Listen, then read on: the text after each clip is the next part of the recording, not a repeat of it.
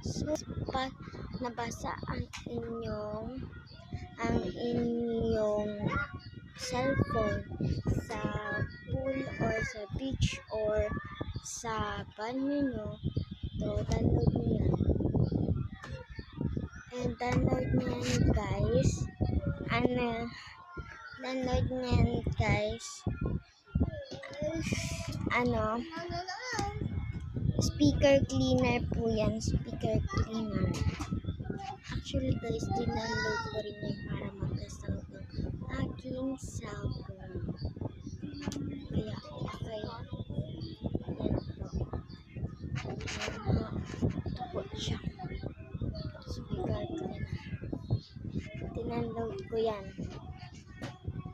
Dinaload ko yan.